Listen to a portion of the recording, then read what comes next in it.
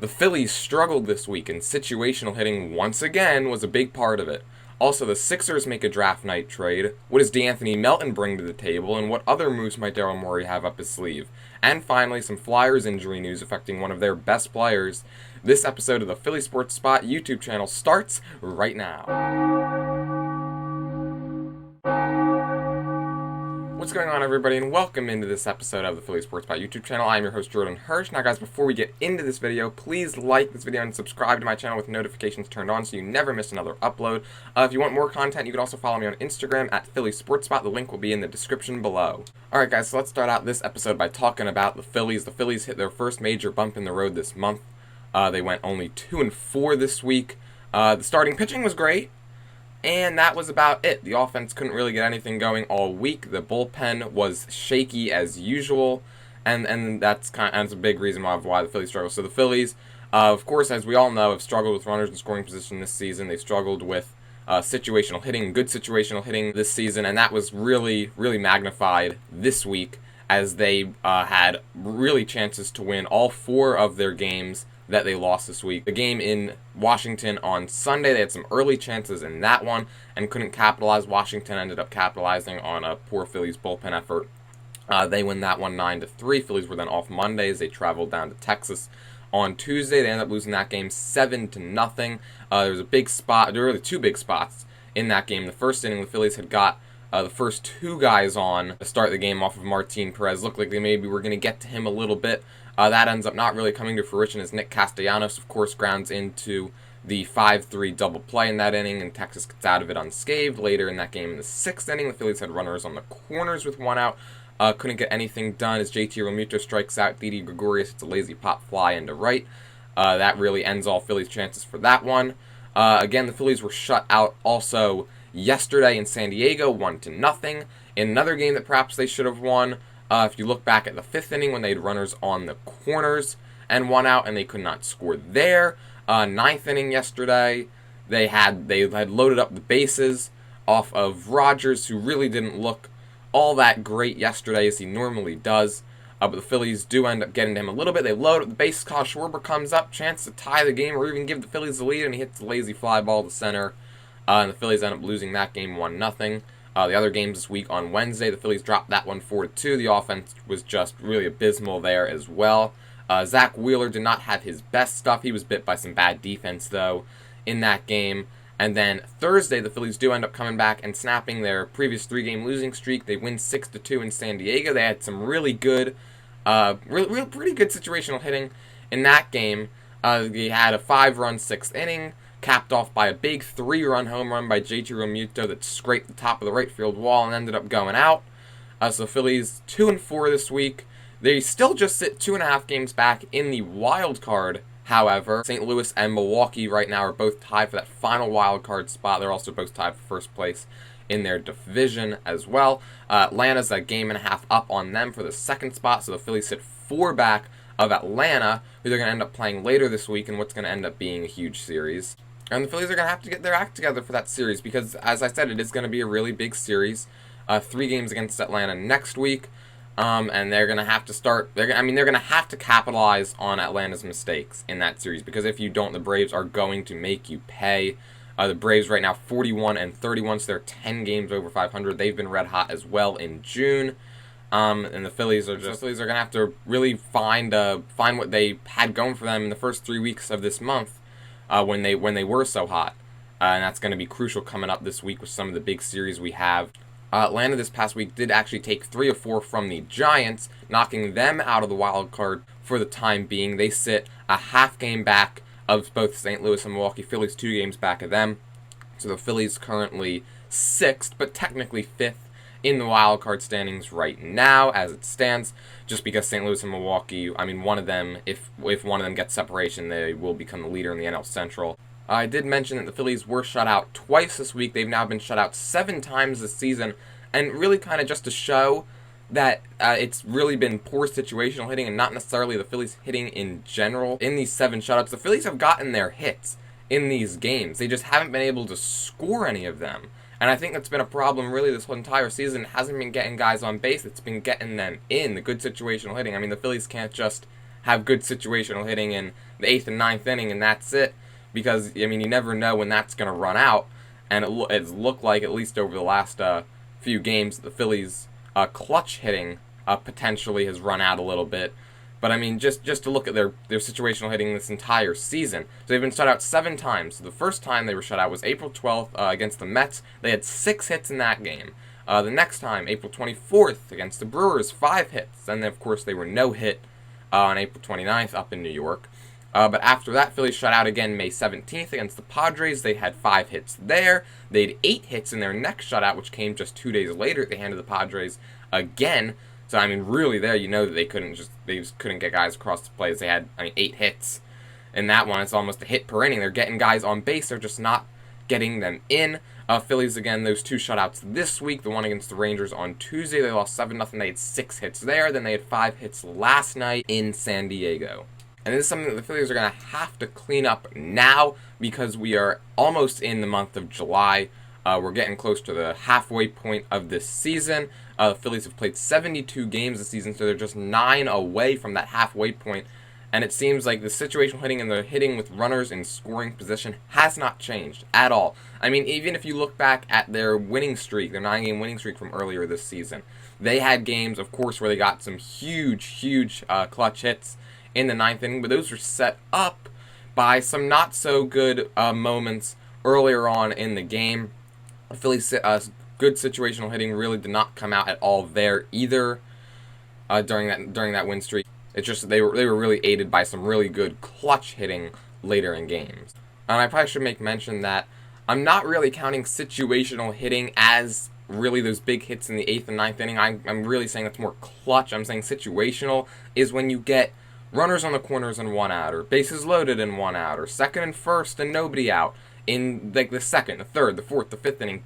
Really times where you can change the momentum of a ball game and kind of change the game around a little bit. And it's really in those situations the Phillies have struggled the entire season.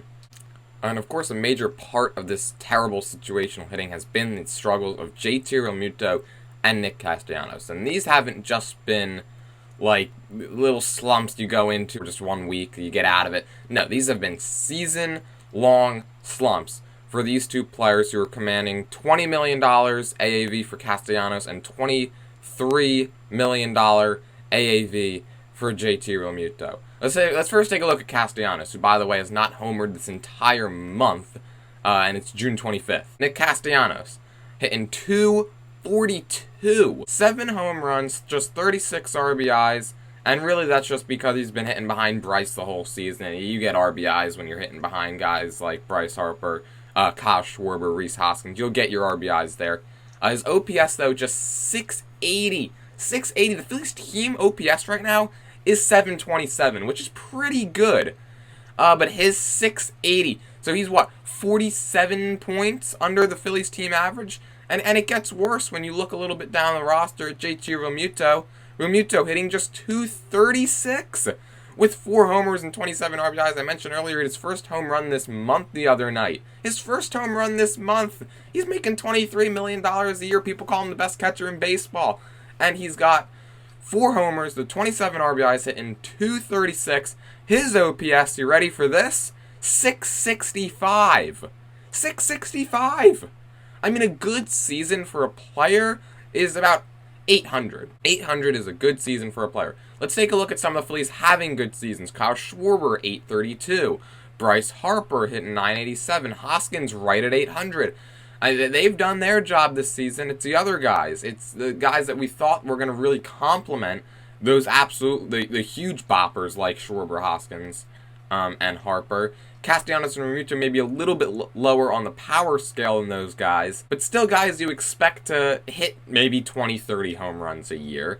Guys you expect to be able to drive in 100 RBIs a year. Maybe not necessarily JT, but Nick Castellanos definitely after he hit 109 last season. Nick Castellanos is the 50 doubles guy in the past. 2019, 50 doubles. He hasn't been able to do that right now. He's basically completely eliminated the right side of the field for all intents and purposes. He's trying to pull everything. He can't hold off that pitch down the way. He just can't. Doesn't matter what pitch it is. Fastball, slider, curveball. Doesn't matter.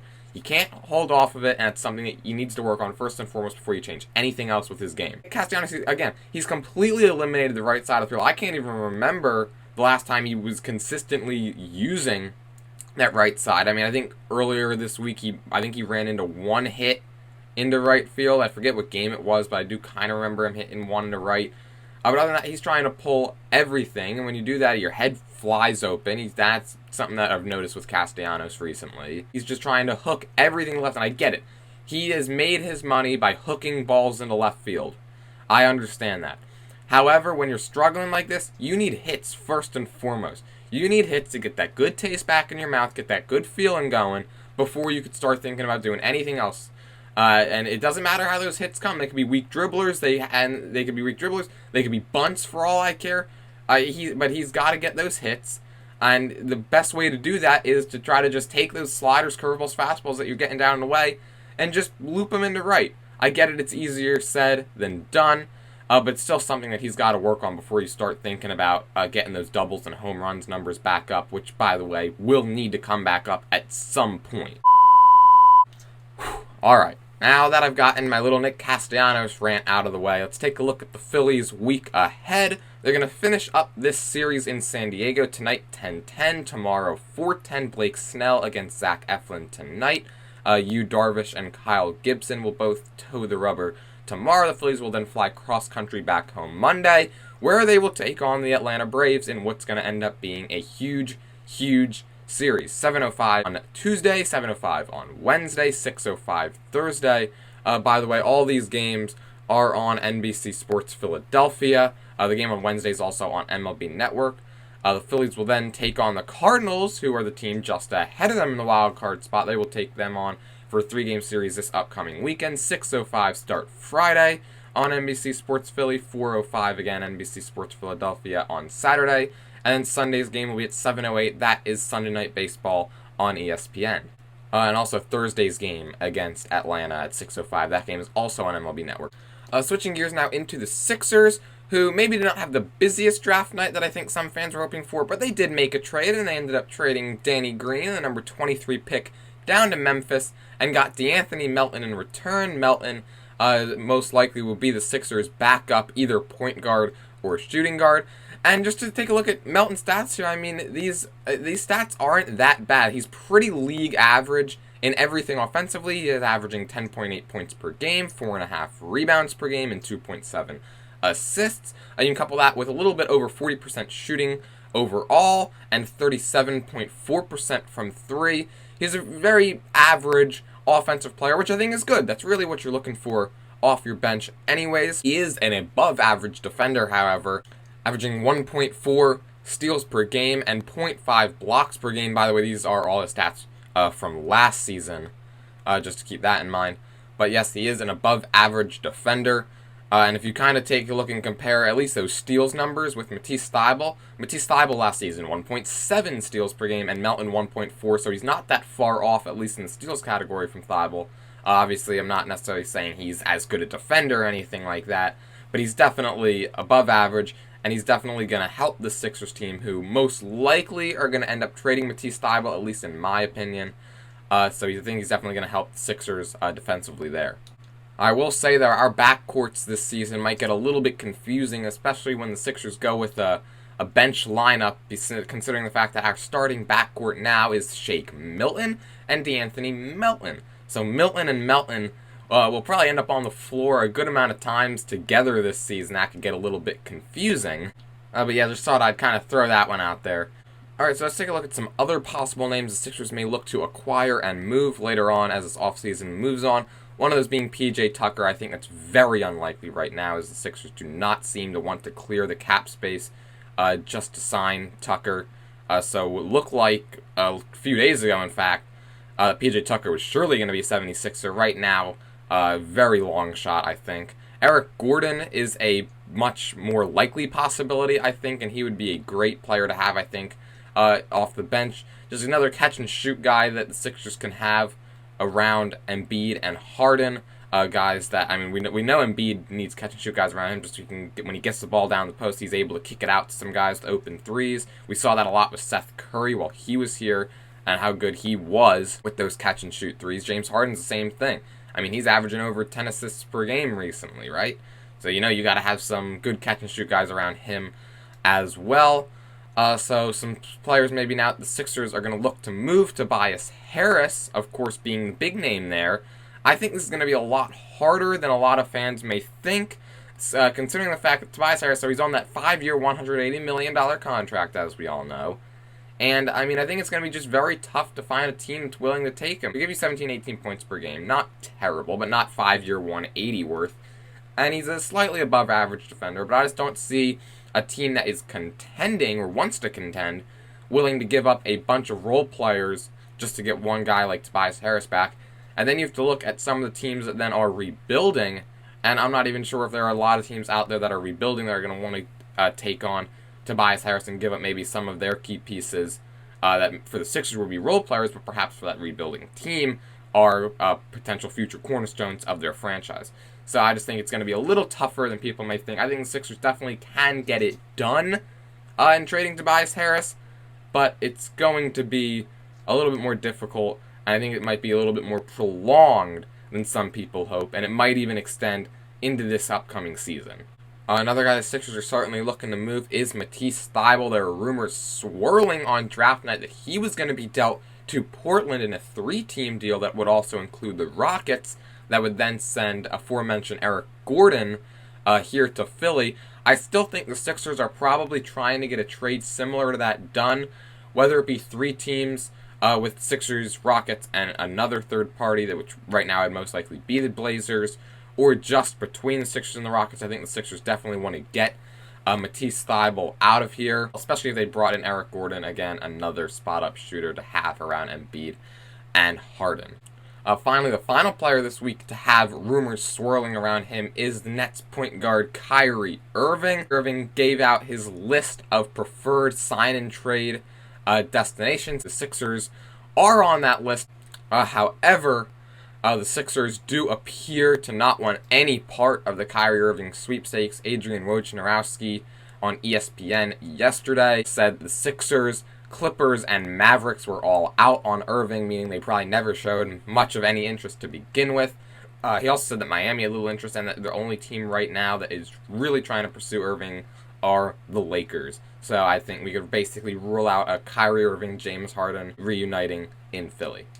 Finally today, some injury news and notes just to get to. The first one regarding the Phillies and Connor Brogdon. The Phillies late last night placed Connor Brogdon on the COVID-related IL and called up the fantastic story right now of Mark Appel. Mark Appel, of course, the 2013 first overall pick by the Astros, was out of baseball for a little bit, ended up coming back to the Phillies a few years ago. From what I've seen, he has been fantastic in the minor leagues. His fastball's back up to 94, 96, and he will now have a chance to make his long-awaited major league debut. So what a story for Mark Appel, finally getting called up to the big leagues. And we'll see. Maybe he'll get to make his major league debut this week as a member of the Phillies. Last injury news to get to regards Joel Farabee. He underwent successful disc replacement surgery on Friday. He is expected to make a full recovery in 3 to 4 months. So it's going to be very difficult, I think, for him to get back for the first game of the regular season, which will be in mid-October. However, I do think that he will not miss a significant amount of time this upcoming season, maybe just a few weeks, if that. So Joel Farabee, successful surgery, that's good. And Connor Brogdon on the COVID-related IL. Let's hope it only stays at Connor Brogdon, because we do not need an outbreak on this Phillies team, especially in what is already a pretty disastrous bullpen. Alright, so I was going to wrap things up this episode of the Philly Sports Spot YouTube channel. Again, please make sure you guys like this video and subscribe with notifications turned on. I post every Saturday. You can also follow me on Instagram at Philly Sports Spot. Again, the link will be in the description below if you want to just search it. It's PhillySportSpot, just one S between sport and spot. Alright, so my next episode will be out this upcoming Saturday. That is July 2nd. And until then, have a good week, everybody, and let's go Phillies!